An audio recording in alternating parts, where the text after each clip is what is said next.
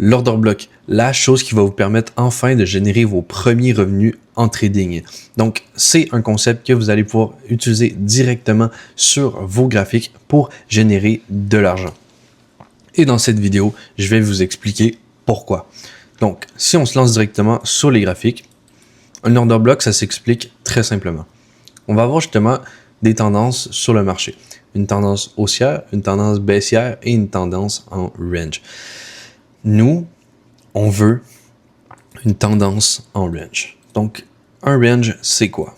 C'est des plus hauts, des hauts qui sont au même niveau que les autres hauts et des bas qui sont au même niveau que les autres bas.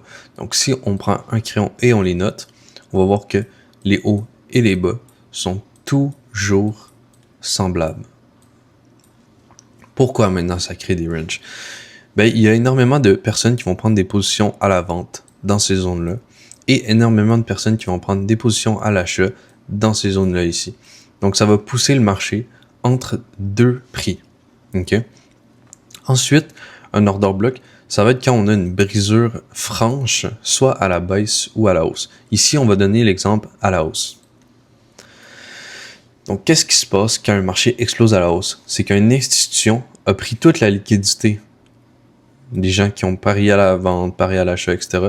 Ils ont vidé leur poche, ils ont pris leur poche pour justement acheter l'actif, pousser le prix dans leur direction, et là, ils doivent justement revenir dans ces prix-là pour fermer leur position vendeuse qu'ils ont placée ici. Pour pousser le prix de ici à là, okay, ils ont placé énormément de positions vendeuses pour pouvoir acheter à ces prix-là et ensuite pousser le prix plus haut. Donc, ils ont laissé énormément d'argent ici, qui vont devoir justement repousser le prix dans cette zone-là pour fermer leur position ABE, donc à 0$, et repartir dans leur sens de leur première position. Donc, nous, okay, l'order block, ça va être cette zone-là ici. Donc, vous pouvez noter que dans une tendance haussière, ben, quand on va briser le range à la hausse, on va noter la dernière bougie baissière du range. Puis si on a une cassure franche à la baisse du range, on va noter la dernière bougie haussière.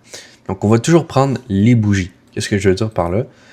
Si, par exemple, ma dernière bougie, ça serait la verte qui est ici, puis que je l'encadre, je vais l'encadrer avec la mèche et non juste le corps. Donc, je vais vous montrer quelques exemples directement sur le marché réel. Ici, on a un très, très bel order block. On peut noter qu'on voit une résistance ici et un support. Donc, on voit qu'on a un range. Ensuite de ça, qu'est-ce qu'on a? Une cassure très franche à la baisse. Ensuite, on note notre dernière bougie haussière vu qu'on est en baissier.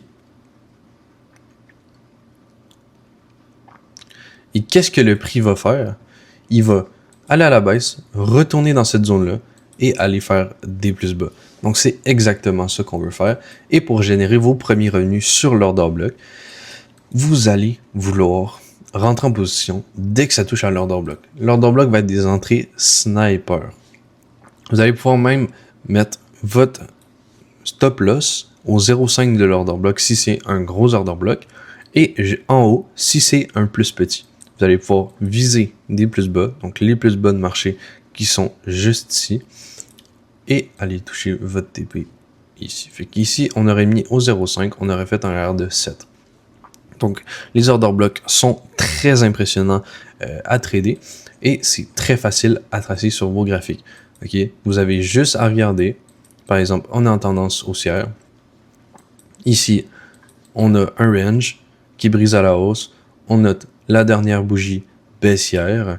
Puis ensuite de ça, vous allez voir que ça brise à la hausse. Ça revient dans l'order block. Puis ça repart faire des plus hauts de marché.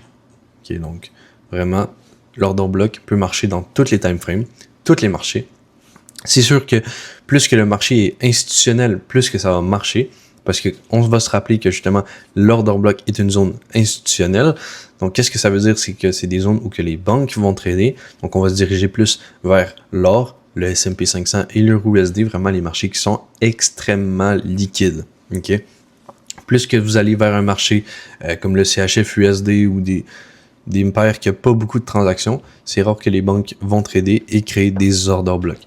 Donc, j'espère que vous avez apprécié cette vidéo. Si vous avez apprécié, n'hésitez pas à liker, à commenter, à vous abonner. On se retrouve dans une prochaine vidéo.